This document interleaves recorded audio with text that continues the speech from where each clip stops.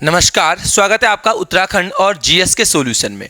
21 हमारे पास था कि सुमेलित नहीं है, फिर से नदी और संगम वगैरह जो भी हैं उनसे संबंधित था। तो कोसी की सहायक भी गरुण गंगा मिलती है कोसानी में जो, और गोमती की सहायक गरुण गंगा जो आपका बैजनाथ में आपका संगम बनाती है। अलकनंदा तथा खांडव गंगा शिवप्रयाग हमें आपका पौड़ी में मिलता है।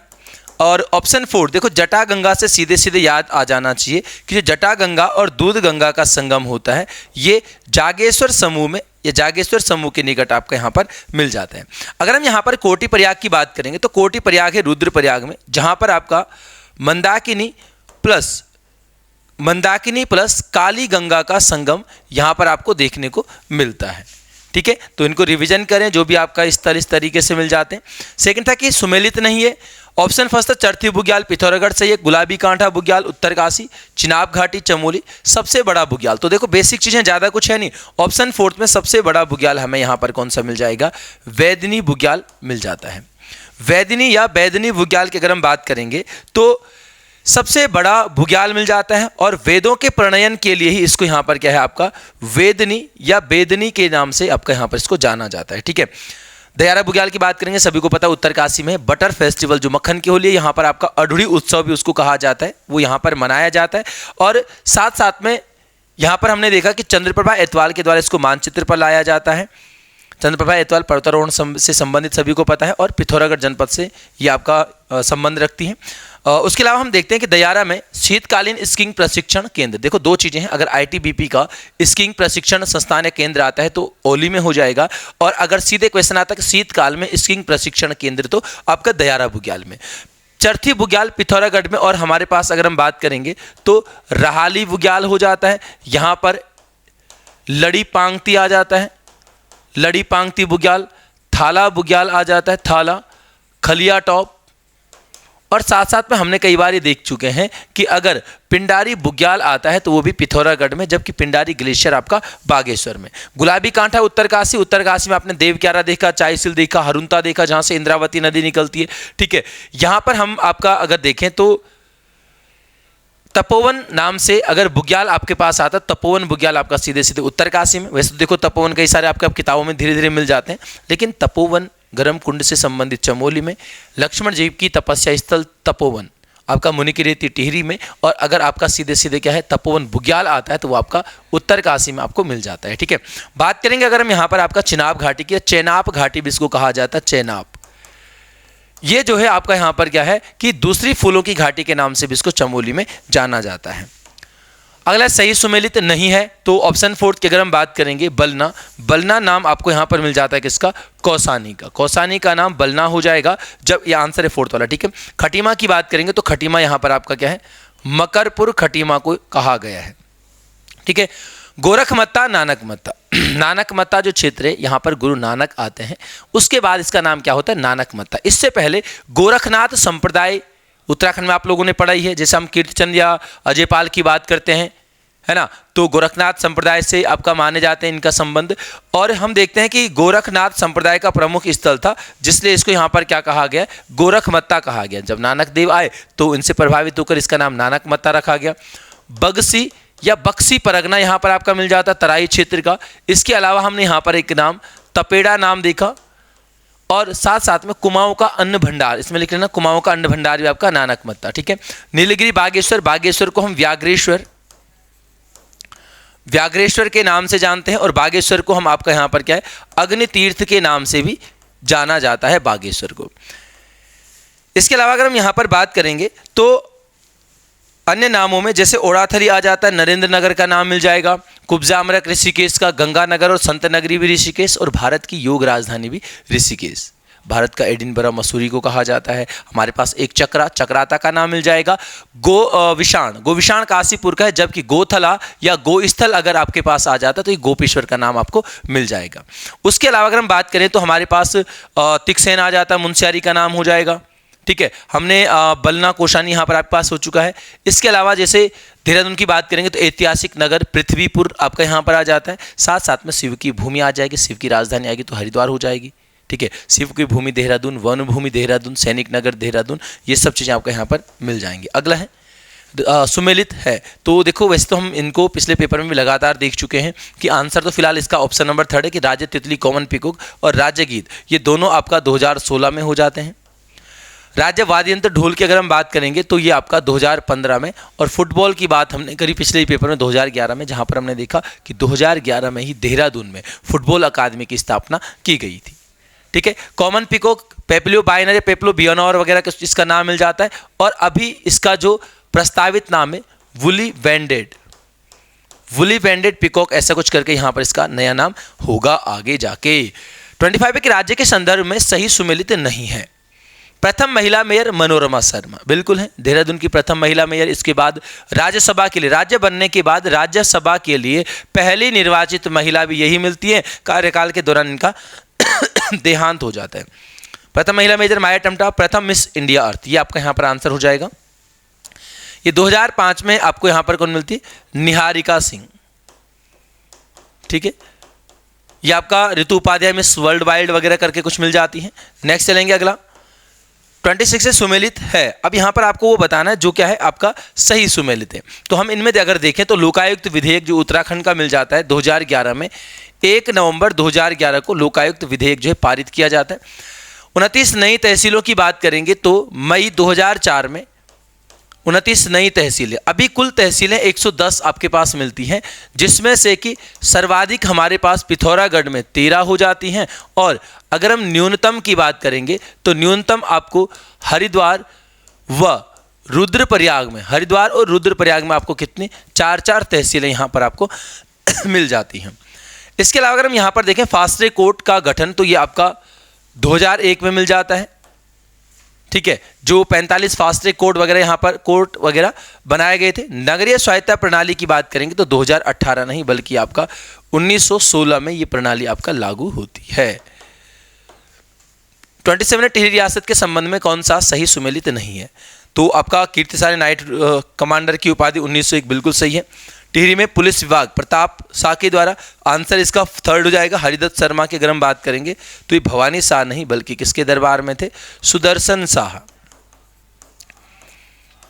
सुदर्शन शाह के दरबार में आपका यहाँ पर राजकवि मिल जाते हैं। टिहरी में पुलिस विभाग की अगर हम बात करें, इस पुलिस विभाग के अंतर्गत चीला, तकनौर, देवप्रयाग और रवाई, यहाँ पर जो है 4 थाने आपका क्या है स्थापित किए गए हैं। इसके अलावा हम यहाँ पर देखते हैं कि जैसे आपका कोड़ी खाना है कीर्ति शाह के द्वारा, कुष्ठ रोगियों के लिए एक आश्रम यहाँ पर स्थापित किया गया था। यही चीज़ हमें अगर ब्रिटिश कुमाऊं की बात करेंगे ना तो 1854 में रेमजे के द्वारा, रेमजे भले 54 में नहीं थे, ठीक है, लेकिन 54 में डिप्टी कमिश्नर के रूप में मिलते हैं, और रेमजे के द्वारा अल्मोड़ा में कुष्ठ आश्रम की स्थापना की जाती है। उसके बारे में वहाँ पर ब्रिटिश कुमाऊं में हो जाएगा। इसके अलावा कीर्ति शाह के समय हम देखते हैं हिबेट नाम से एक अंग्रेज कोई अधिकारी वगैरह मिल जाते हैं। उनको सम्मान देने के लिए, उनको सम्मानित करने के लिए हम यहाँ पर क्या पढ़ते हैं? हिबेट संस्कृत पाठशाला और हिबेट ब्रिज, यमुना पर हिबेट ब्रिज बनाया गया था, वो भी आपका कीर्ति शाह के समय आपको मिल जाता है। ठीक है, चलिए बाकी अगर हम यहाँ पर बात करें, अगला क्वेश्चन है 28 के सुमेलित है। यहाँ पर भी जो सही सुमेलित है वो आपको बताना था। तो इसमें सही सुमेलित है आपका ऑप्शन नंबर 4 कि अति सघन वन सर्वाधिक। अति सघन की बात करेंगे तो सर्वाधिक आपका नैनीताल में हो जाएगा, और न्यूनतम की बात करेंगे तो आपको कहां पर? हरिद्वार में मिल जाएगा। ठीक है, खुले वन सर्वाधिक उत्तरकाशी में हो जाएंगे। मध्यम सघन वन सर्वाधिक आपका हो जाएंगे कहां पर? आपका सर्वाधिक पौड़ी में। मध्यम सघन सर्वाधिक आपका पौड़ी। ठीक है, और न्यूनतम की बात करेंगे तो आपको मिल जाएगा कहां पर? ऊधम सिंह नगर में। यहां पर देखो आपके पास जो है 2-3 फैक्ट हैं। फैक्ट ये है कि आपके पास अगर क्वेश्चन आता है कि सर्वाधिक वन क्षेत्रफल,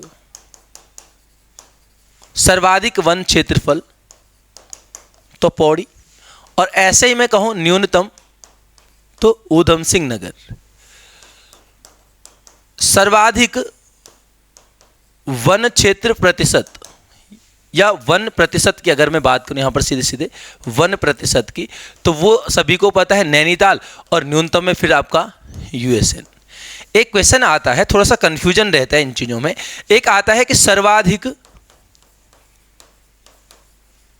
वन भूमि वाला या वन भूमि क्षेत्रफल वाला जनपद, सर्वाधिक वन भूमि। फर्क देखना, यहां पर मैं बात कर रहा हूं कि वन क्षेत्रफल कितना है, यहां पर मैं बात कर रहा हूं कि किस जनपद का अधिक या सर्वाधिक क्षेत्र जो है वो वन भूमि के अंतर्गत है। तो इसका आंसर फिर आपको यहां पर क्या मिल जाता है, उत्तरकाशी मिल जाता है। ठीक है, तो ये सर्वाधिक वनों की बात नहीं कर रहा है, ये बात कर रहा है कि किस जनपद की सबसे ज्यादा जो हिस्सा है वो वन भूमि के अंतर्गत आपका शामिल है, तो तब वहां पर आंसर उत्तरकाशी। वन भूमि क्षेत्रफल उत्तरकाशी, सर्वाधिक वन क्षेत्रफल या सर्वाधिक वनावरण वगैरह आएगा तो तब सीधे सीधे पौड़ी और उधम सिंह नगर में न्यूनतम आपको मिल जाएगा। ठीक है, तो इस फैक्ट को ध्यान रखना।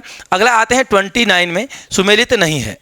तो सुमेलित में हमारे पास हाटकालिंग का मंदिर पिथौरागढ़ में, सभी को पता है भाई पिथौरागढ़ में, इसी को हमने कई बार देखा है।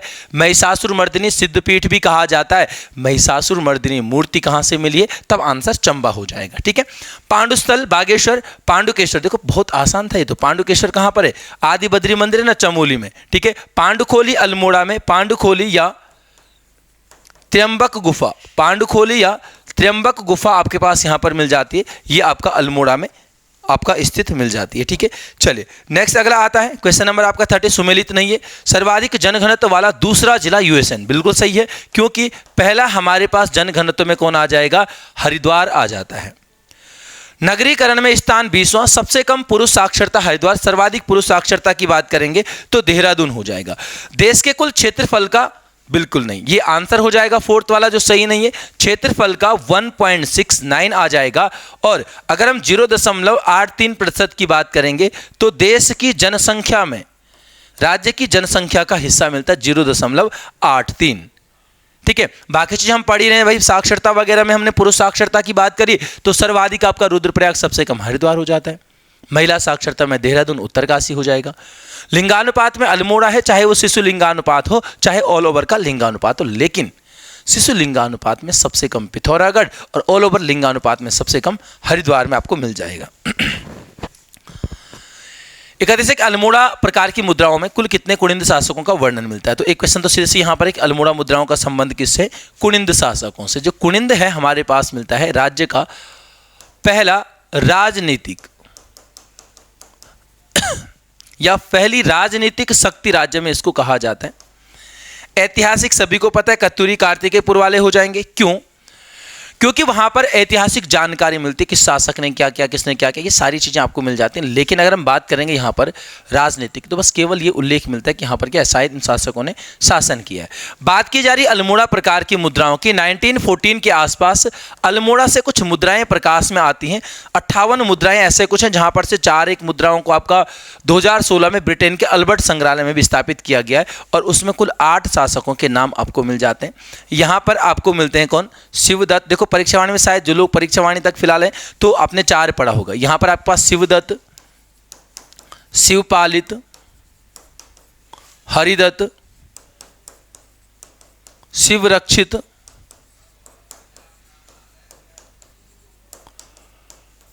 शिवरक्षित, यहां पर आपका गौमित्र,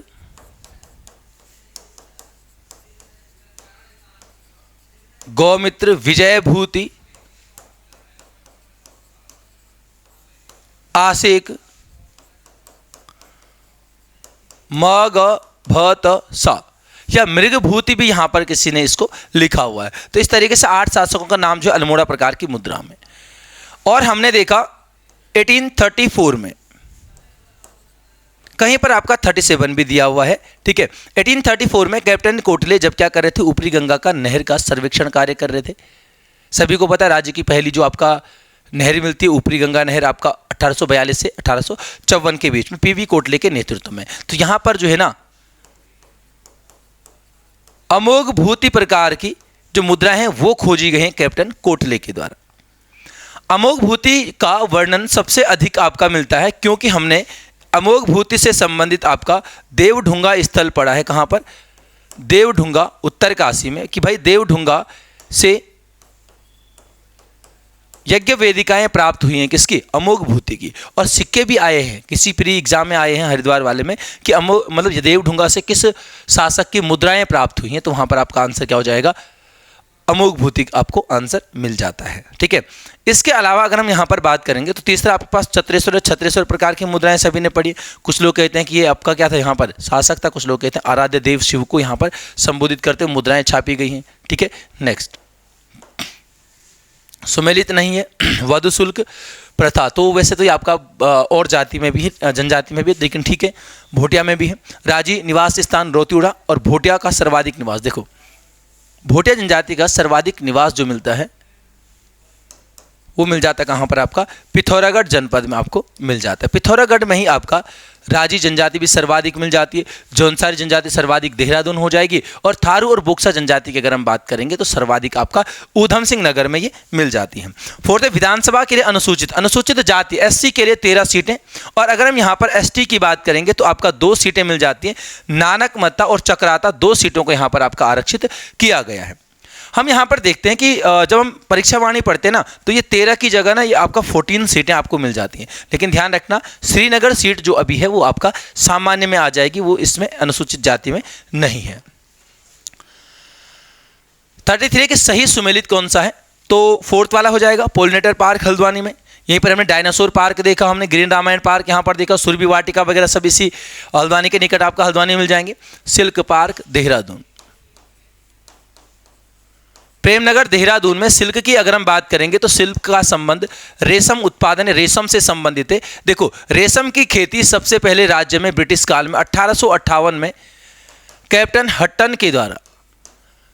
हट्टन द्वारा मसूरी क्षेत्र से जो है शुरू की गई, और 100 साल बाद हमारे पास 1958 में भी एक डेट आती है जहां पर आपको मिल जाता है रेशम कीट पालन फार्म।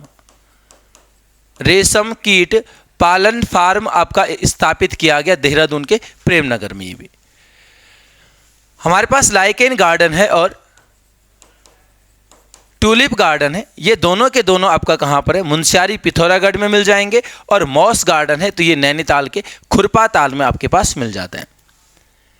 और हमने लगातार कई सारे गार्डन देखे, क्रिप्टोगेमी गार्डन आपका चक्राता में हो जाएगा, हमने तितली पार्क देखा तो आपका देहरादून में, जबकि तितली संग्रहालय मिलेगा, यानी आपका जो फ्रेडरिक स्मेटा का तितली संग्रहालय मिल जाता है तो वो तितली संग्रहालय आपका कहाँ मिल जाएगा, फिर आपको भीमताल में आपका मिल जाएगा। ठीक है, चलेंगे अगला 34-26 जनवरी 2024 को गणतंत्र दिवस के अवसर पर उत्तराखंड राज्य में से कौन सी झांकी प्रस्तुत की गई थी। यहाँ पर देखो हमने परसों शायद किसी पेपर में देखा था जहाँ पर आपका करंट अफेयर का क्वेश्चन था राष्ट्रीय स्तर का कि किस झांकी को पहला स्थान प्राप्त हुआ, तो उड़ीसा की झांकी को पहला स्थान प्राप्त हुआ था। और हमने यहाँ पर देखा था कि उत्तराखंड की जो झांकी है उसको नाम दिया गया आपका क्या, विकसित उत्तराखंड। सभी चीज़ों को उसमें मिक्स किया गया है, तो यहाँ पर आंसर फिलहाल ऑप्शन नंबर 4 हो जाएगा जो इन ऑप्शन में नहीं है। 35 है संस्कृत विद्वानों के संगम के रूप में कालिदास महोत्सव, तो कालिदास महोत्सव कविठा रुद्रप्रयाग वगैरह मिल जाएगा, है ना, जन्मस्थली के रूप में वहाँ पर माना जाता है। अगला रामायण नाटक को किसके द्वारा लिपिबद्ध किया गया, देखो भाई लिपिबद्ध किया यानी लिखा गया कुशल सिंह भंडारी के द्वारा। हम जब वेदों के बारे में पढ़ते हैं तो वेदों को हम श्रुति कहते हैं, यानी सुन सुनकर अगली पीढ़ी तक गए हैं। ऐसे ही रामायण के बारे में भी मिलता है कि रामायण गाने वाले जो थे वो सुन सुनकर उन्होंने अपनी अगली वाली पीढ़ी तक पहुँचाए इन चीज़ों को। और अब यहाँ पर क्या है कि लेखन कला का विकास है धीरे धीरे, तो कुशल सिंह भंडारी ने इसको लिपिबद्ध किया, लिखा। इनके सहयोगी दाताराम पुरोहित और एक नाम यहाँ पर अरविंद मुदगल इनका मिलता है। ये लोग आपका गढ़वाल विश्वविद्यालय से संबंध रखते हैं। इन्होंने इसको अंग्रेजी में अनुवाद करके राष्ट्रीय कला केंद्र दिल्ली तक पहुंचाया और फिर वहां से इसको आपका राष्ट्रीय सहित अंतर्राष्ट्रीय पहचान मिल जाती है। 2 अक्टूबर 2009 को इसको रामायण की सांस्कृतिक सूची में या सांस्कृतिक धरोहर की जो आपका अमूर्त सूची है उसमें शामिल किया गया। अमूर्त फिर जो आपका उत्सव त्योहार है अमूर्त में आते हैं। ठीक है, हम यहाँ पर देखते हैं कि सलूण डुंगरा, चमोली के सलूण डुंगरा गांव में प्रतिवर्ष इसका आयोजन होता है। इसमें हमने द्योपतर और खलियारी पतर 2 प्रकार के मुखौटे देखे। हाँ, संख्या आएगी तो 18 मुखौटे आते हैं। मूक संवाद यहाँ पर होता है। 4 लोक नाटक वगैरह हमें यहाँ पर मिल जाते हैं। एक आपके पास मिल जाता है क्या, कुरु जोगी, एक हास्य नाटिका के रूप में। एक हमें यहाँ पर माल मल्ल नामक लोक नाटक मिल जाता है। माल मल्ल की बात करेंगे तो मल्ल कहा जाता है गोरखा शासकों के को, तो गोरखा काल की चीज़ों को यहाँ पर दर्शाया जाता है। एक हमारे पास बणिया बणियान, बणिया कहा जाता है किसको, व्यापारी को। तो बणिया बणियान की अगर हम बात करेंगे तो ये भोटिया व्यापारियों से संबंधित है, भोटिया व्यापारियों से संबंधित है। और एक हमें यहाँ पर आपका और मिल जाता है कौन सा, जो मौर मौर्यान करके मिल जाता है, मौर मौर्यान। मौर मौर्यान की अगर हम बात करेंगे तो मौर कहा जाता है जो आपका, जो लोग छानी पशु में पशुचारण के लिए बुग्याल साइड जाए हुए रहते हैं, तो कहते हैं यहाँ पर आपका कि ये पहाड़ी पशुचारक, पहाड़ी पशुचारकों की जीवन शैली पर आपने देखा होगा फोटो वगैरह जहाँ पे बाघ खा जाता है ना, इस तरीके। अब तो फेसबुक सोशल मीडिया का जमाना है तो काफ़ी सारी चीज़ें आपने देखी होंगी, तो इस तरीके की चीज़ें यहाँ पर ध्यान रखेंगे। हाँ, ऑप्शन सेकंड जो थान सिंह नेगी हैं ये रामायण गायक के रूप में प्रसिद्ध हैं। ठीक हो जाएगा। चलिए अगला, निम्नलिखित में से कौन सा विकल्प सही सुमेलित है। जो सही सुमेलित है वो आपको बताना था। तो फिर यहाँ पर आपका नैनी पाटन हो जाएगा पिथौरागढ़ में। देखो जो सिंगल लाइनर वन लाइनर है उसमें नैनी पाटन अल्मोड़ा भी दिया हुआ है, क्योंकि ना नैनीताल में शायद, क्योंकि जो आपका नैनीताल से और अल्मोड़ा से ही तो अलग हुआ, पिथौरागढ़ वाला जो क्षेत्र आ जाता है। ठीक है, तो पता नहीं वहाँ पर क्या सीन है, लेकिन अभी वर्तमान में ये आपका पिथौरागढ़ में है। यहाँ से हम देखते हैं कि 5 मानव की ताम्र आकृतियाँ, 5 मानव की ताम्र आकृतियाँ आपका क्या है प्राप्त होती हैं। फड़कानोली की बात करेंगे तो फड़कानोली है भाई आपका 1985 और पेटसाल है आपका 1989 में। इन दोनों का जो उत्खनन किया गया है वो किया गया किसके द्वारा, यशोधर मठपाल के द्वारा। यशोधर मठपाल द्वारा इनका उत्खनन किया गया, शैल चित्र यहाँ से प्राप्त होते हैं। लाखू गुफा की बात करेंगे तो 1968 में आपके पास आ जाएगा। लाखू गुफा कहाँ पर है, अल्मोड़ा में। यहाँ से भी शैल चित्र प्राप्त होते हैं और यहाँ के शैल चित्रों की जो प्रमुख विशेषता है वो आपका क्या है, मुख्य विषय है सामूहिक नृत्य। बनकोट की बात करते हैं तो बनकोट 1989 में आपके पास आ जाएगा और एमपी जोशी के द्वारा, ये एमपी जोशी यहाँ पर भी मिलते हैं अल्मोड़ा में। ठीक है, जो आपका लाखू गुफा की खोज की गई थी तो एमपी जोशी ने यहाँ पर बनकोट की भी खोज करी। बनकोट आपका पिथौरागढ़ में हो जाएगा और यहाँ से क्या प्राप्त हुई हैं, 8 मानव की ताम्र आकृतियाँ। देखो अगर 5 आते हैं तो नैनी पाटन ये भी पिथौरागढ़ में है और 8 आती हैं तो ये आपका बनकोट पिथौरागढ़ से हो जाएंगी। रूरल लिटिगेशन एंड एंटाइटलमेंट का गठन, तो ये आपका अवधेश कौशल के द्वारा, आप लोगों ने देखो पर्यावरण क्षेत्र इनका मिल जाता है। और 1983 में इन्होंने पहली PIL जो है दायर की थी खनन के विरोध में।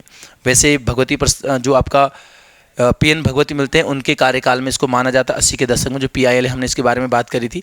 और कहीं पर जो पेपर आया था UP 83 में उसमें 1986 भी इसका आंसर दिया हुआ था, बट परीक्षा में फिर वो 83 भी मिल जाता है। माधव आशीष, आपने मर्तोला आश्रम पढ़ा है ना, इनको अंग्रेज संत कहा जाता है या फिर इनका नाम अलेक्जेंडर फिप्स भी इनका नाम मिलता है।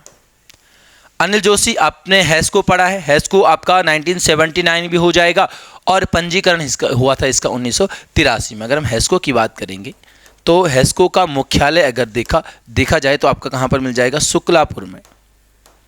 ठीक है, शुक्लापुर गांव देहरादून में यहाँ पर आपको मुख्यालय मिल जाता है। दीप जोशी, इनको 2009 में आपका रेमन मैग्सेसे पुरस्कार से सम्मानित किया गया है। अगला आते हैं उत्तराखंड के प्रथम शिक्षा सचिव। तो प्रथम शिक्षा सचिव थे आपका यहाँ पर कौन, N रविशंकर। ठीक है, वर्तमान की अगर हम यहाँ पर बात करेंगे तो वर्तमान में रविनाथ रमन यहाँ पर मिल जाएंगे। ठीक है, लीलाधर जगुड़ी ये राज्य के प्रथम सूचना सलाहकार थे, सूचना सलाहकार थे प्रथम। और हमारे पास जो आपका क्या मिल जाता है, संस्कृत साहित्य एवं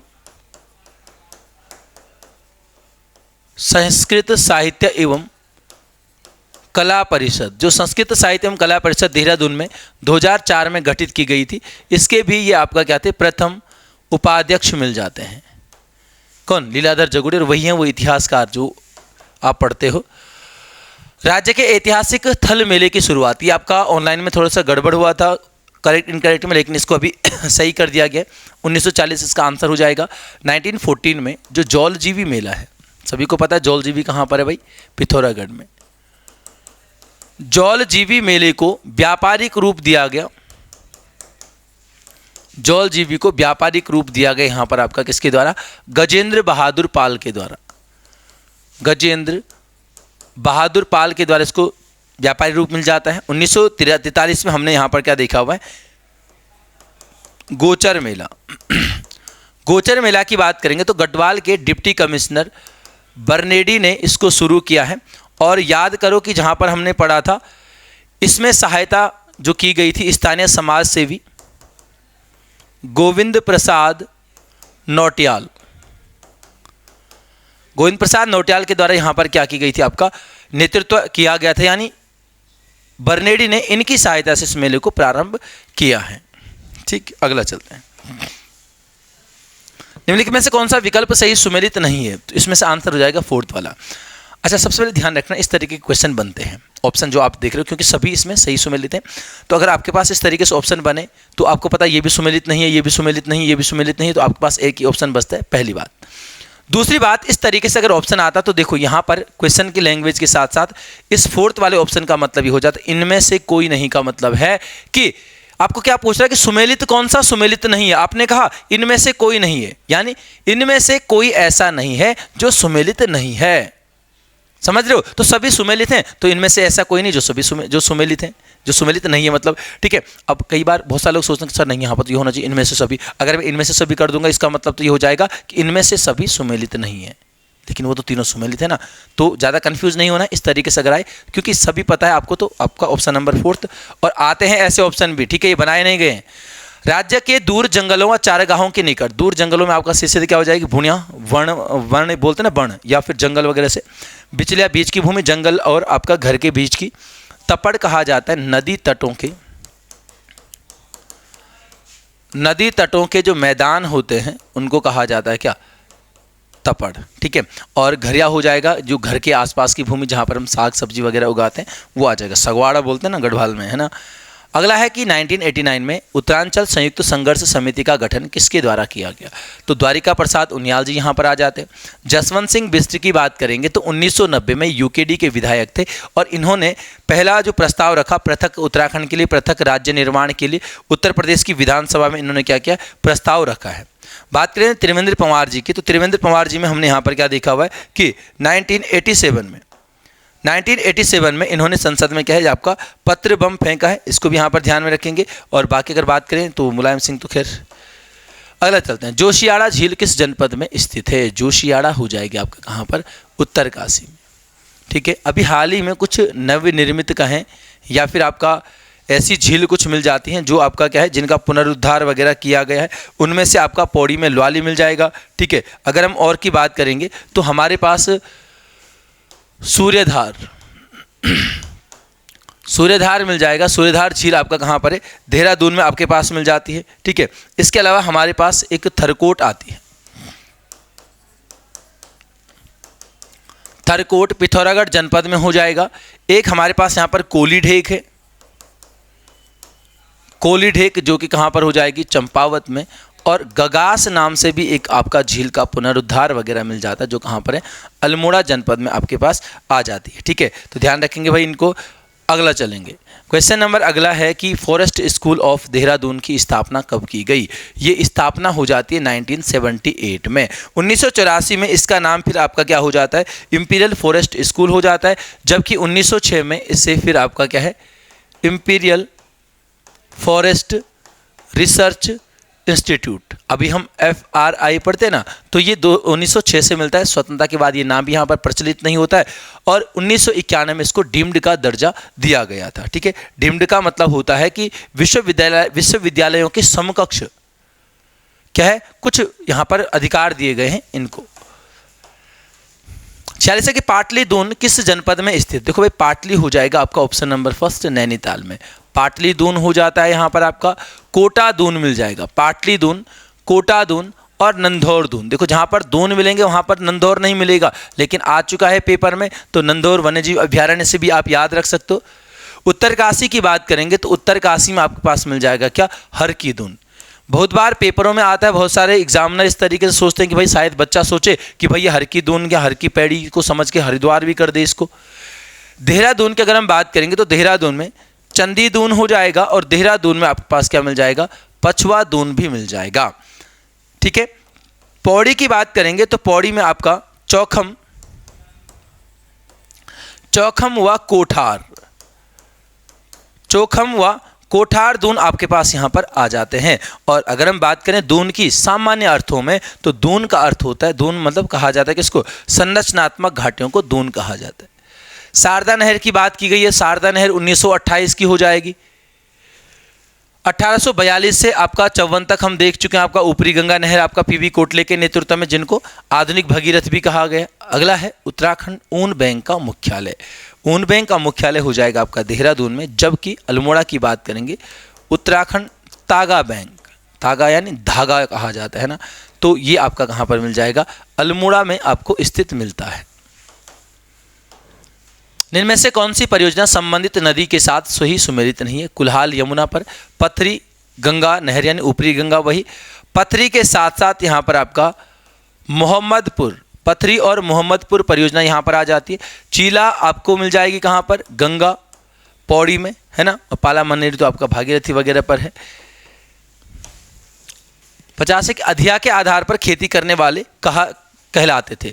अधिया के आधार पर जो खेती करते थे उनको साजी कहा जाता था। अधिया का मतलब होता है अधेल, बोलते हैं ना अधेल, यानी 50-50%, कि भाई किसी की भूमि है और कोई व्यक्ति कृषि कार्य नहीं करना चाहता, वो कोई दूसरे व्यक्ति को जो कृषि कार्य करना चाहता है उसको अपनी भूमि दे दे कि ठीक है खेत में रहें तो मेहनत करना और जितना होगा आधा आधा बांटेंगे, अधियाल वगैरह बोलते हैं, तो वो आपका साजी यहाँ पर उसको कहा जाता है। हलिया होता है आपका बड़े भूस्वामी के खेतों में हल चलाने वाले जो लोग होते हैं, ठीक है, जो वर्ग होता है हलिया। अब तो हलिया की दिहाड़ी भी आपको 500-600 पहुंच गई है ना, दिन में बीड़ी का बंडल अलग मिल जा रहा है और बैलों के नाम पे घेकर डब्बे भी कभी कभार, ठीक है भाई। तो बेरोजगारी से बढ़िया है खेती बाड़ी के टाइम पे सीधे हलिया बन जाओ।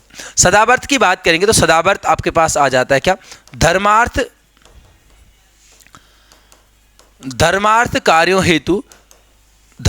कार्यों हेतु अनुदान में दी गई भूमि, अनुदान में दी गई भूमि आपके पास इसको आ जाएगा, ठीक है। और कमेंड की अगर हम बात करेंगे तो कमेंड राज्य में क्या है, राजस्व अधिकारी मिलते हैं। पिछले पेपर में भी हमने एक राजस्व अधिकारी की बात करी थी, प्रधान की। तो प्रधान गांव स्तर पर राजस्व अधिकारी होता था जो अपने गांव से राजस्व एकत्रित करके कमेंड को ही आपका किसी क्षेत्र में सयाना, किसी क्षेत्र में गुढ़ेरा कहा गया है, इनको प्रधान अपने गांव से राजस्व एकत्रित करके इनको सौंपता है और ये फिर उस राजस्व को राजकोष में जमा करने का काम करते थे। कुमाऊं में डबल लोक व्यवस्था की बात की गई है, तो भाई कुमाऊं में डबल लोक व्यवस्था 1824 में हो जाएगी, जहां पर जो राजस्व खाता वगैरह था तो उस पर जो है 2 ताले लगाए गए थे, इस तरीके से कुछ यहाँ पर मिल जाता है, ठीक है। 24 किसके काल में, ट्रेल के काल में। देहरादून स्थित घंटाघर का शिलान्यास किसके द्वारा किया गया, तो यहाँ पर आपका सरोजिनी नायडू की बात आती है। 24 जुलाई 1948 को शिलान्यास मिल जाता है और लाल बहादुर शास्त्री जी के द्वारा अक्टूबर 1953 में इसका उद्घाटन मिल जाता है,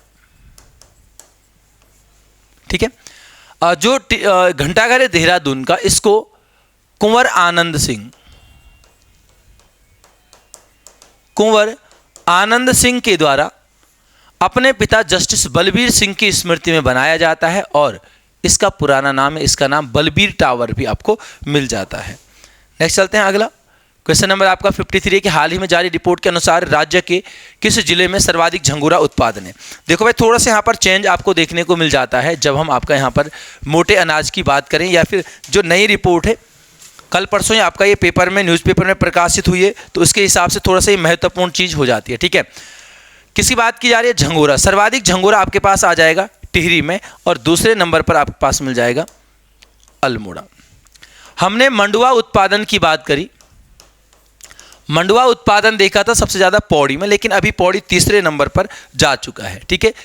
पहले नंबर पर अल्मोड़ा आ गया है, दूसरे पर चमोली जनपद आ गया है और तीसरे पर आपका पौड़ी जनपद आ गया है। किसमें, मंडुआ उत्पादन में। तो इसको ध्यान रखना भाई, ठीक है। मंडुआ में आपका अल्मोड़ा, चमोली और पौड़ी अब ये सीक्वेंस रहने वाला है।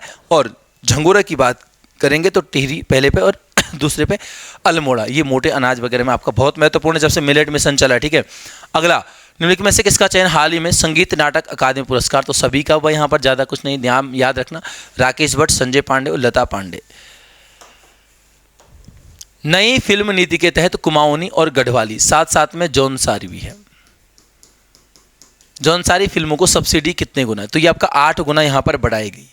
अब यहाँ पर करंट का क्वेश्चन ये भी है, सबसे पहले आपको पता है कि केवल अगर आप पहली वाली फिल्म नीति पढ़ते थे तो हम पढ़ते हैं कि 2015 में फिल्म नीति जारी होती है, 2016 में फिल्म विकास परिषद बनता है जिसका विघटन आपका 18 में हो जाता है। लेकिन अगर हम यहाँ पर बात करेंगे नई फिल्म नीति की, तो राज्य में नई फिल्म नीति आपके पास आ जाएगी 2024। अभी हाल ही में इसको जो है स्वीकृति दी गई है कैबिनेट के द्वारा। अगला मिलता है कि चीफ ऑफ डिफेंस तीनों सेनाओं की सेवाओं में किस विषय में किसके सैन्य सलाहकार होते हैं? तो यहाँ पर आपका आंसर रक्षा मंत्री आ जाएगा।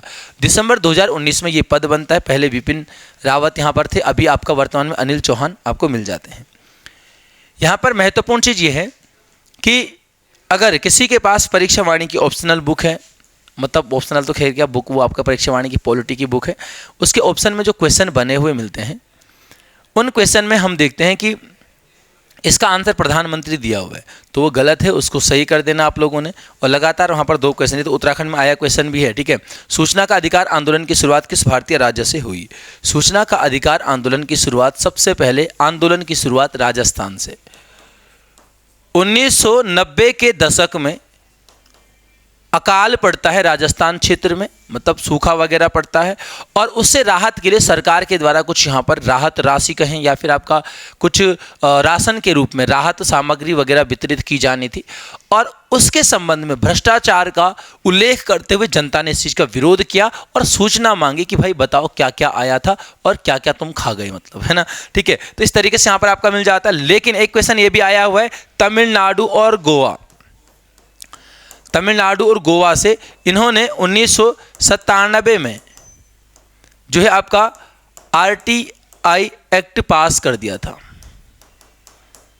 ठीक है। क्वेश्चन अगर आता है कि सबसे पहले सूचना का अधिकार पारित करने वाला राज्य, तो तमिलनाडु, वैसे भी पहले पे तमिलनाडु और दूसरे पे गोवा है, दोनों 1997। एक जगह पर क्वेश्चन कहीं पर बना हुआ था कि निम्न में से किन 2 राज्यों में सूचना का अधिकार अधिनियम सबसे पहले पारित हुआ, तो तब इस तरीके से तमिलनाडु और गोवा, और एक आएगा तो आपका तमिलनाडु यहाँ पर आंसर मिल जाएगा, ठीक है। बाकी आपको पता है कि 1 अप्रैल 2005 से आपका समस्त देश में हमने देखा सूचना का अधिकार, और आर्टिकल 19 में भी देखा जहाँ पर ये मौलिक अधिकार के रूप में आपका उल्लेखित मिल जाता है, ठीक है। अगला है आपका भारतीय प्रेस काउंसिल, तो प्रेस काउंसिल आपके पास मिल जाएगा 1966, ऑप्शन नंबर 2 आपके पास यहाँ पर ये मिल जाता है, ठीक है। नेक्स्ट चलते हैं अगला। निम्नलिखित में से किस एक सदन को समाप्त किया जा सकता है परंतु विघटित नहीं किया जा सकता? अब यहाँ पर देखेंगे अगर, तो हमारे पास विधान परिषद ऑप्शन नंबर 4 है कि इसको विघटित तो नहीं किया जा सकता लेकिन इसको हमेशा के लिए समाप्त किया जा सकता है। आर्टिकल 169 में हमने इसको देखा है, ठीक है। बात करें विधानसभा की तो 170 मिल जाएगा। लोकसभा राज्यसभा में आपने यहाँ पर इस तरीके से देखा सरल, है ना, बीच में 80 है, इधर 81, इधर 79, सा से संसद 79 में, रा से राज्यसभा 80 में, ला से लोकसभा 81 में। इन चारों विकल्पों में अगर मैं आपको पूछूं कौन सा ऐसा सदन है जो ना तो विघटित हो सकता ना ही समाप्त, तो आंसर हो जाएगा राज्यसभा। चारों में अगर आपको पूछूं कि कौन कौन से ऐसे सदन हैं जिनको विघटन तो कर सकते लेकिन समाप्त नहीं कर सकते, तो विधानसभा, लोकसभा। कौन सा ऐसा सदन, ये क्वेश्चन आता है, कौन सा ऐसा सदन है जो राष्ट्रपति निर्वाचन का हिस्सा तो है लेकिन महाभियोग का नहीं, तो वहां पर आपका आ जाएगा विधानसभा। विधान परिषद तो चुनाव का भी नहीं है लेकिन आपको पूछ ही रहा था कि निर्वाचन का हिस्सा तो है लेकिन महाभियोग का नहीं, तो आंसर क्या मिल जाएगा आपको? विधानसभा यहां पर आंसर मिल जाता है। शिक्षक के आपातकाल के दौरान अनुच्छेद 19 के निलंबन से संबंधित अनुच्छेद, तो 358 यहाँ पर आ जाएगा। हमने कई बार इसको पहले भी पढ़ चुके हैं कि आर्टिकल 19 का स्वतः समापन यहाँ पर आ जाता है, आर्टिकल 19 का स्वतः समापन आ जाता है, ठीक है। 352 तो सभी को पता है भाई क्या हो जाएगा, राष्ट्रीय आपातकाल। 56 की बात करेंगे तो राष्ट्रपति शासन, राष्ट्रपति शासन सभी को पता है कि इनकी घोषणा के बाद जो है संसद को पास करना होता है। राष्ट्रीय आपातकाल को 1 माह के भीतर पास करना अनिवार्य है और इसको 2 माह के भीतर पास करना अनिवार्य है। अगला हमारे पास 360 में आता है कौन सा, वित्तीय आपातकाल, इसको भी 2 माह में पास करना अनिवार्य है। 3 प्रकार के आपातकाल हैं लेकिन उनमें से राष्ट्रपति शासन जो है इसकी अधिकतम सीमा है 3 साल, बाकी दोनों की कोई अधिकतम सीमा नहीं है। 360 की घोषणा राष्ट्रपति स्वविवेक से करेगा अगर राष्ट्रपति को लगता है कि देश की आर्थिक स्थिति संकट में है, तो अभी तक तो फिलहाल भारत में ऐसी स्थिति नहीं बनी है। 352 राष्ट्रीय आपातकाल, इसकी सिफारिश जो है ना आपका एकमात्र आर्टिकल है ये आपका 352 जिसमें कैबिनेट शब्द का उल्लेख मिलता है, यानी मंत्रिमंडल शब्द का उल्लेख मिलता है। तो कैबिनेट जो है क्या करेगा, कैबिनेट लिखित रूप में जो है राष्ट्रपति को सूचित करेगा, फिर राष्ट्रपति इस आपातकाल की घोषणा करेगा। इसके आधार क्या क्या है राष्ट्रीय आपातकाल के? युद्ध हो जाएगा, बाह्य आक्रमण हो जाएगा या सशस्त्र विद्रोह। आप सभी को पता होना चाहिए कि आंतरिक अशांति था मूल संविधान में, लेकिन 44वें संविधान संशोधन 1978 में उस आंतरिक अशांति शब्द को हटाकर यहां पर क्या है, सशस्त्र विद्रोह जोड़ दिया गया है। जो मैं यहां पर ये बता रहा हूं आपको कि आपातकाल की घोषणा के साथ साथ ही 19 का स्वतः समापन हो जाता है, तो वहां पर सशस्त्र विद्रोह के आधार पर यह स्वतः समापन नहीं होगा, वो करना पड़ेगा। छोड़ो, बहुत डीप में हो जाएगा। राष्ट्रपति शासन की बात करते हैं। राष्ट्रपति शासन की जो सिफारिश करेगा वो संबंधित राज्य का राज्यपाल सिफारिश करेगा। और यहां पर हम आगे देखते हैं कि किस आधार पर लगेगा, अगर राज्य में संवैधानिक तंत्र विफल हो जाता है तो तब यहां पर आपका राष्ट्रपति शासन लगाया जाता है, तो ये मिल जाएगा। ठीक है, चलिए बात करते हैं ऑप्शन नंबर 4 की। 358 में और 359 में। 359 में आपके पास आता है आर्टिकल 20 व 21 के अतिरिक्त, आर्टिकल 20 व 21 के अतिरिक्त राष्ट्रपति अन्य मौलिक अधिकारों में कमी कर सकता है आपातकाल के दौरान। एक सिंपल सा क्वेश्चन आपके पास बन जाता है कि निम्न में से किस व्यक्ति को या किस संस्था को किसी विशेष स्थिति में मौलिक अधिकारों में कमी करने का अधिकार है? तो राष्ट्रपति को आपातकाल के समय 20-21 को कभी भी समाप्त नहीं किया जा सकता, कभी भी इसका निलंबन, इसका लघुकरण नहीं किया जा सकता। 20 में क्या है, 2 सिद्धि में संरक्षण है। अब 3 अधिकार, यहां पर 3 मौलिक अधिकार दिए गए नागरिक को कि भाई किसी व्यक्ति ने अगर कोई कार्य किया है, उस कार्य को अपराध तभी माना जाएगा जब वो कार्य जिस समय हुआ है उससे पहले एक कानून बना हो, जिस कानून में उस कार्य को अपराध स्वीकार किया गया। माना आपने कार्य आज किया और कल उस कार्य को, कल कानून बनता है जिसमें उस कार्य को अपराध माना जाएगा, तो वो नहीं चलेगा। जैसे आईपीएल फिक्सिंग वगैरह, इससे पहले उसके लिए कोई कानून नहीं था, तो ज़्यादा कुछ मामला उसमें नहीं चला था। ठीक है, दूसरा हम देखते हैं यहाँ पर, दूसरा क्या था, एक काम के लिए एक ही बार सजा मिलेगी। और तीसरी चीज़ यहाँ पर आपके पास ये मिलती है कि किसी व्यक्ति को अपने अपराध स्वीकार करने के लिए विवश नहीं किया जाएगा। ठीक है, फिर हम बात करते हैं 21 में क्या है। 21 में है प्राण एवं दैहिक स्वतंत्रता। अलग अलग क्वेश्चन बनते हैं कि भारतीय नागरिक की विदेश यात्रा को संरक्षण प्रदान करता है, वहां पर भी आर्टिकल 21। अभी आधार कार्ड से संबंधित एक मामला चल रहा था, निजता का अधिकार, वहां पर भी आर्टिकल 21। और 2018 में इलाहाबाद, यूपी इलाहाबाद के हाईकोर्ट ने एक निर्णय दिया कि भाई जो मनपसंद विवाह है उसको भी व्यक्ति का एक आपका क्या है 21 के तहत मौलिक अधिकार मान लेना चाहिए, माना जाएगा। लेकिन तुम फिर भी घर वालों के खिलाफ मत जाना। ठीक है, चलिए आगे अगला चलते हैं कि महमूद गजनवी ने किस वर्ष सोमनाथ मंदिर पर, सभी को पता है 17 आक्रमण, 16 आक्रमण आपका यहाँ पर आपका 10-25 में होता है आपका सोमनाथ मंदिर पर अपार धन संपदा यहाँ पे लूटी जाती है ना। फिर आपका 1027 में अंतिम अभियान मिल जाता है। भारत में जिला कलेक्टर के पद किसके द्वारा सृजित किए गए? जिला कलेक्टर का जो पद है वो आपका वारेन हेस्टिंग्स के द्वारा सबसे पहले मिलता है। वारेन हेस्टिंग्स से जो बंगाल में महत्वपूर्ण क्वेश्चन बनता है कि द्वैध शासन का अंत किसने किया बंगाल में? क्लाइव ने लगाया था, यहाँ पर अंत किया जाता है। कानवालिस की बात करें तो कानवालिस के समय हमने आपका एक स्थायी बंदोबस्त देखा 1793 में, और इसी से संबंधित 94 में सूर्यास्त नियम। जो स्थायी बंदोबस्त था उसको जॉन सोर के द्वारा बनाया जाता है। और हम देखते हैं कि यहाँ पर जमींदार को भूमि का मालिक बनाया गया, जमींदारों को गांव बांटे गए जिनसे राजस्व प्राप्त करेंगे, और राजस्व प्राप्त करके वहाँ पर हमने देखा कि 10/11 भाग सरकार को जमा करेंगे और 1/11वां भाग जो है आपका क्या है किसका रहेगा? जमींदार का रहेगा। ठीक है, डलहौजी में हमने कई सारी चीजें देखी। व्यपगत का सिद्धांत आपके पास आ जाएगा, जहां पर पहला राज्य आपका सतारा मिल जाता है 48 में, 1848 में सतारा, दूसरा 49 में जैतपुर संबलपुर, तीसरा 50 में आपका बघाट मिल जाता है, 51 में कोई भी नहीं है, 52, 53, 54 में लगातार उदयपुर, झांसी और नागपुर आपके पास मिल जाता है। क्वेश्चन आता है कि कौन सा राज्य ऐसा था जिसको राज्य हड़प नीति के तहत नहीं हड़पा गया? तो लगभग देखो अवध तो सभी को पता होना, जहां तक मुझे पता है 1856 में अवध पर कुशासन का आरोप लगता है और अवध के अंतिम नवाब उस समय वाजिद अली शाह थे। दूसरा हमारे पास सिक्किम भी मिलता है। सिक्किम पर ब्रिटिश डॉक्टरों पर जो है ब्रिटिश चिकित्सकों पर अभद्रता का आरोप लगाया जाता है और 1850 में डलहौजी के द्वारा, ये डलहौजी के ही कार्यकाल में इसको भी ब्रिटिश राज्य में शामिल किया जाता है। हमने डाक व्यवस्था देखी, रेल देखी, यहाँ पर आपका लोक निर्माण विभाग देखो, जो आपका लोक सेवा आयोग आएगा तो 1919 के अधिनियम के तहत आपका 1926 में हो जाएगा, 24 में समिति बनती है कमेटी, लेकिन लोक सेवा विभाग वही लोक निर्माण वाला है, तो विभाग आएगा तो वो आपका डलहौजी के समय। कैनिंग की बात करें तो कैनिंग आपका देखो यहाँ पर डलहौजी और कैनिंग 1856 में दोनों रहते हैं, लेकिन क्वेश्चन आता है 1856 में पारित हिंदू विधवा पुनर्विवाह अधिनियम के समय, तो वहां पर कौन मिल जाएंगे? कैनिंग। कैनिंग के ही काल में 1857 की क्रांति, 1858 का अधिनियम हमने देखा जहां पर आपका शासन ब्रिटिश क्राउन में चले जाता है, और कैनिंग अंतिम क्या मिलते हैं? अंतिम भारत के अंतिम गवर्नर जनरल और भारत के प्रथम वायसराय भी मिल जाते हैं, क्योंकि 1858 के बाद जो ब्रिटिश क्राउन के पास, ब्रिटिश संसद के पास शासन चले जाता है, उसके बाद जो भारत में प्रतिनिधि होगा वो क्या कहलाएगा? आपका वायसराय कहलाएगा। कैनिंग के ही कार्यकाल में हमने देखा कि भाई आपका मुगल बादशाह के पद को भी समाप्त कर दिया गया यहाँ पर 1858 में। फिर 1861 में एक अधिनियम आता है जिसके तहत हमने कलकत्ता, मुंबई और मद्रास में 3 उच्च न्यायालय भी देखे। यहाँ पर आपका पोर्टफोलियो, मंत्रिमंडलीय प्रणाली, विभागीय प्रणाली की हर कार्य के लिए अलग अलग विभाग बनाए गए। तीसरी यहाँ पर आपके पास मिल जाती है कि गवर्नर जनरल को या फिर जो वायसराय है उसको अध्यादेश जारी करने की शक्ति, वो भी 61 के उसमें एक्ट में मिल जाता है। और कार्यकारिणी में सदस्यों की संख्या 4 से बढ़ाकर 5 की जाती है। देखो यहाँ पर हमारे पास मिलता है 1833 के अधिनियम के तहत 1834 में विधि आयोग बनता है और एक विधि सदस्य यहाँ पर शामिल किया जाता है, जहाँ पर हम क्या पढ़ते हैं कि सदस्यों की संख्या 3 से बढ़ाकर कितनी? 4 की गई थी। ये चौथा सदस्य अभी भी अस्थायी था, सभी ने पढ़ चुके हैं, इससे पहले पेपर में हम डिस्कस कर चुके हैं कि 1853 के अधिनियम के तहत क्या किया गया था? उस पद को स्थायी बनाया गया था। और 4 से 5 अगर सदस्यों की संख्या आएगी तो आपका 1861 वाले एक्ट में आपका यहाँ पर ये व्यवस्था आ जाती है। दूसरी चीज़ यहाँ पर एक और है, देखो 1833 में हमने देखा यहाँ पर कि इससे पहले यहाँ पर बेंटिक मिलते हैं। बेंटिक आपका बंगाल के अंतिम गवर्नर जनरल और भारत के प्रथम गवर्नर जनरल। जो बंगाल का गवर्नर जनरल था उसको समस्त भारत का गवर्नर जनरल बनाया गया, यानी यहाँ पर आपका एक शब्द मिलता है क्या?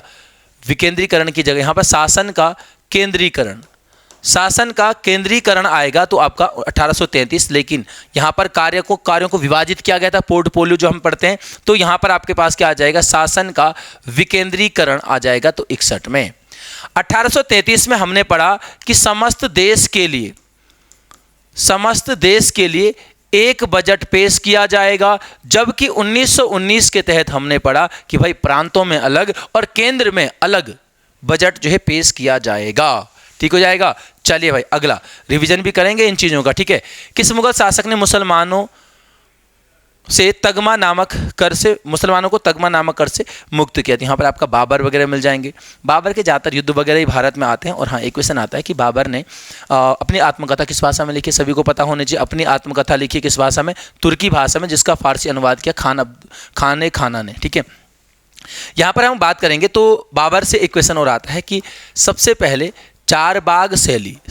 चारबाग शैली की कल्पना की गई थी, वो आपका बाबरनामा में बाबर के द्वारा की गई थी कि कोई इमारत बनेगी, उसके प्रांगण में बागवान, बगीचे वगैरह इस तरीके से चीज़ें होनी चाहिए, कुंड वगैरह, है ना।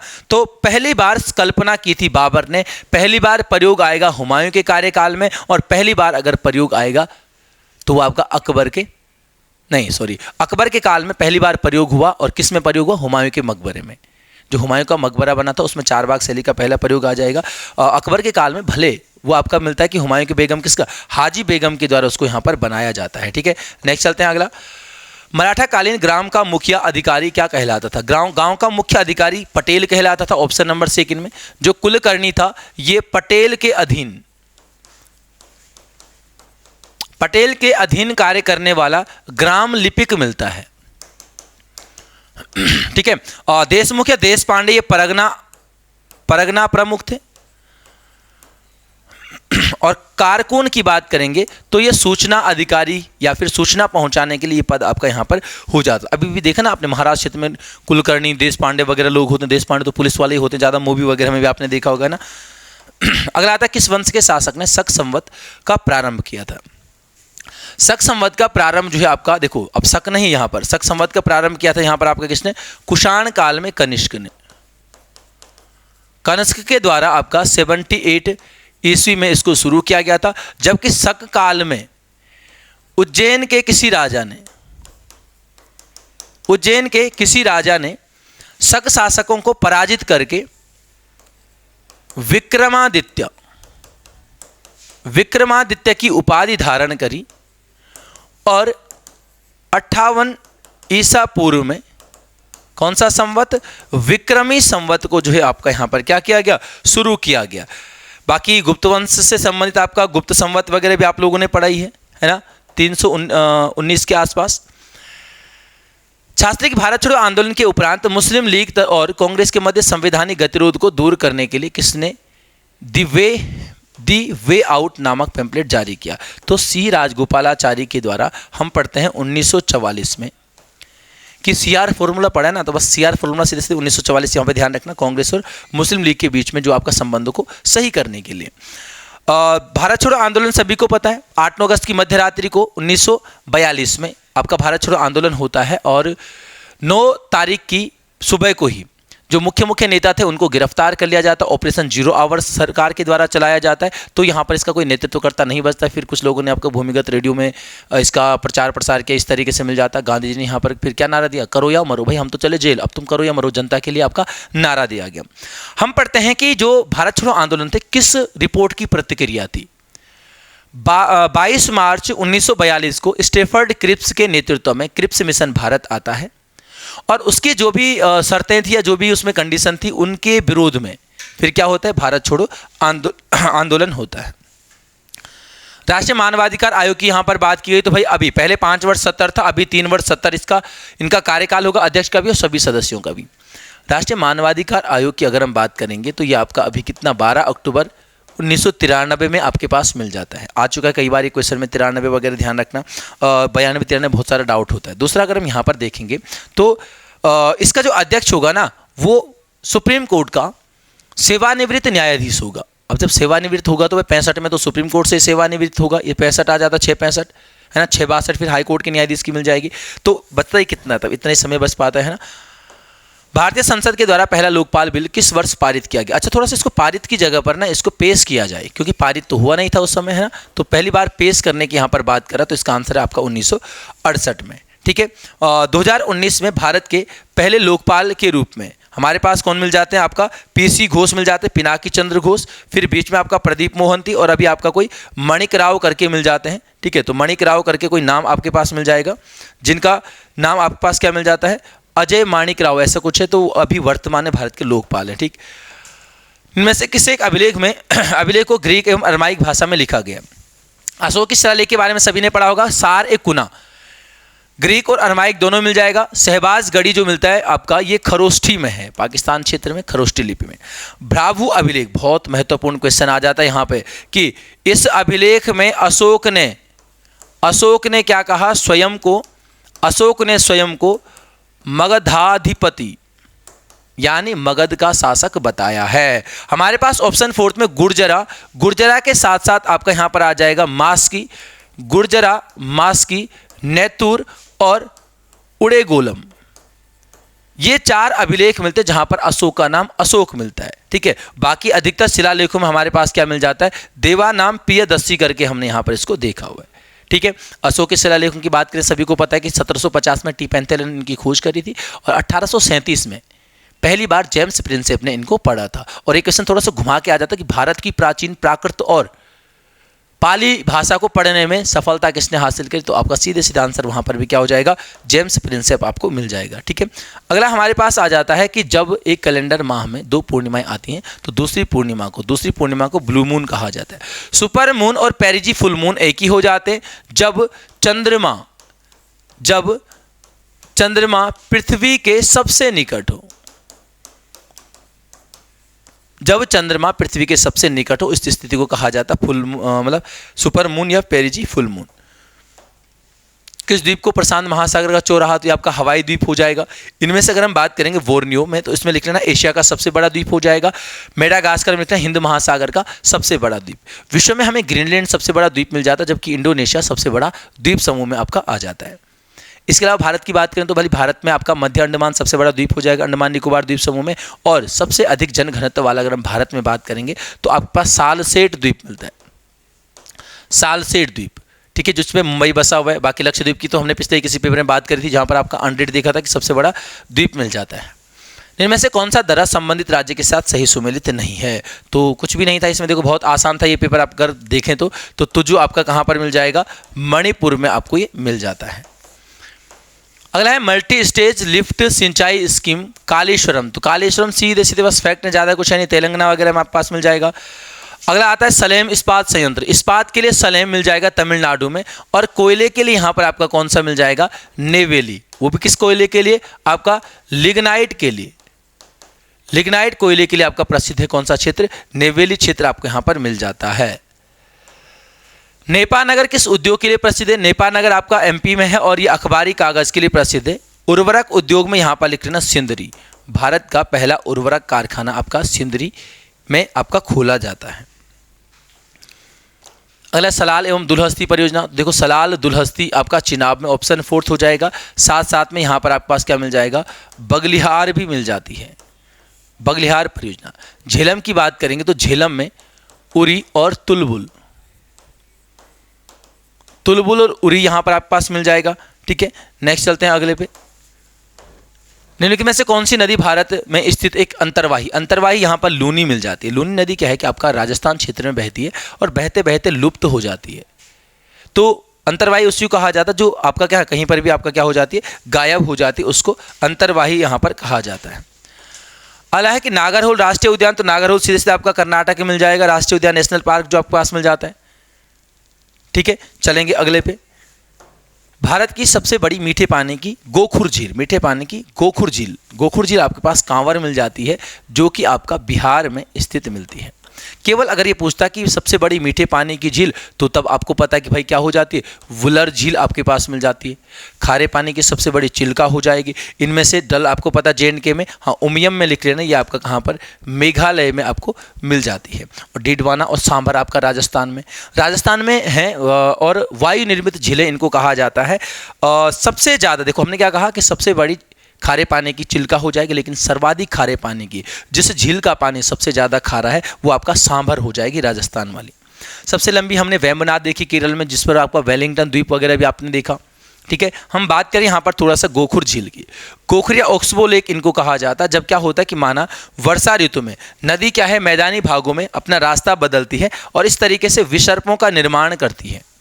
तो होता क्या है कि जब बारिश कम हो जाए, बारिश सूख जाए, तो इसके मतलब जो पानी है वो तो सूख जाता है, लेकिन इसके विसर्प जो हैं, जो बैंड हैं, यहाँ पर क्या है आपका पानी भर जाता है। इस तरीके से पानी रुक जाता है और एक झील का निर्माण करता है। गाय के खुर के समान इनकी आकृति बनती है, इसलिए इनको गोखुर झील कहा गया है। ठीक है, कभी आए अगर कि गोखुर झील या ओक्सबो लेक का निर्माण किससे होता है तो नदी से आ जाएगा भाई। ठीक है, इनमें से कौन सा विकल्प सही नहीं है? तो ऑप्शन नंबर फर्स्ट मिल जाएगा। मूंगफली कपास के लिए आपका यहाँ पर कौन मिल जाएगा? गुजरात क्षेत्र मिल जाता है। राजस्थान में आपका हाँ इसमें लिख लो मोटे अनाज, और आपका किसके लिए? सरसों के लिए राजस्थान हो जाएगा। बाकी सोयाबीन या फिर संपूर्ण दाल के लिए भी आपका MP मिल जाएगा। कौन सा राजकोषीय नीति का उपकरण नहीं है? तो करारोपण, सार्वजनिक व्यय, सार्वजनिक ऋण सब आपका राजकोषीय नीति जो बजट वगैरह संबंधित है। लेकिन ब्याज की दर पिछले किसी पेपर में हमने repo rate, reverse repo, bank rate वगैरह के बारे में पढ़ा, और इनका सीधा सीधा संबंध मनी सप्लाई से है, यानी किससे? मौद्रिक नीति से है। हमने कहा कि इनका मान अगर बढ़ रहा था तो मौद्रिक नीति या मनी सप्लाई घट जाएगी, मुद्रा जो आपूर्ति है वो मार्केट में घट जाएगी, और उनकी मांग, उनकी जो वैल्यू है वो आपका कम हो जाएगा रेट, तो यहाँ पर क्या हो जाएगा? मनी सप्लाई बढ़ जाएगी मार्केट में। प्रधानमंत्री सूर्योदय योजना का शुभारंभ, देखो शुभारंभ वैसे इसका ऑप्शन नंबर 4 में मिल जाएगा, यानी कि आपका 22 जनवरी 2024 को जब रामलला जी के मूर्ति का अनावरण यहाँ पर प्राण प्रतिष्ठा हुई, उस अवसर पर प्रधानमंत्री जी ने इसको शुरू किया। हाँ, भले इसके पंजीकरण की अगर हम बात करेंगे तो इसके पंजीकरण आपका शुरू है 13 फरवरी से मिल जाते हैं। ठीक, हाँ, और वो रूफटॉप में जो है आपका रूफटॉप पैनल से संबंधित आपका मिल जाएगा, जो सौर ऊर्जा पैनल से संबंधित आपका मिल जाता है। ठीक है, ऑस्ट्रेलियाई ओपन 2024 में पुरुष एकल वर्ग का खिताब का विजेता, तो देखो अभी नए विनर मिले हैं। जैनिक सिनर आपका इटली से मिल जाते हैं। अगर हम यहाँ पर महिला की बात करेंगे तो महिला में भी कोई सबालेंका वगैरह करके यहाँ पर आपका मिल जाते हैं। महिला में आर्याना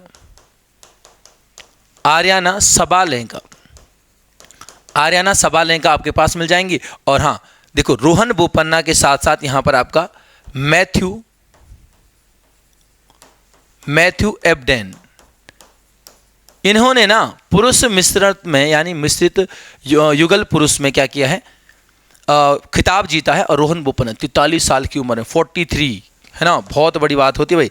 अगला, भारत का यूपीआई स्वीकार करने वाला पहला यूरोपीय देश, ये आपका रिपीटेड क्वेश्चन है, पहले भी हम इसको देख चुके हैं, कहीं पर ये आपका फ्रांस में हो जाएगा। अगला आता है कि धर्मगोर्जन, तो धर्मगोर्जन पांचवां अभी किसके साथ, जापान के साथ ही आपका मिल जाता है। ऑप्शन थर्ड की अगर हम बात करें किर्गिस्तान की, तो यहां पर आपका खंजर अभी हाल ही में जो हो रहे हैं, ठीक है, ये खंजर का 11वां संस्करण आपका हिमाचल प्रदेश में हो रहा है। और मिस्र के साथ अगर हम बात करें तो साइक्लोन का अभी जो है ना, ये आपका दूसरा ही संस्करण आपके पास मिल जाता है, जो कि मिस्र में भारतीय सेना और मिस्र की सेना के बीच में आपका हो रहा है। ठीक है, चलिए, तो ये था आपका जीएस उत्तराखंड का सॉल्यूशन। बाकी रीजनिंग और कंप्यूटर तो आपको लगातार यूट्यूब वगैरह पर मिल रहा है सभी के लिए, उसको भी जरूर चेक करें, जो क्वेश्चन गलत होता है खासतौर पे उस क्वेश्चन को। ठीक है, तो मिलेंगे आपको फिर अगले पेपर के सॉल्यूशन के साथ, तब तक के लिए धन्यवाद।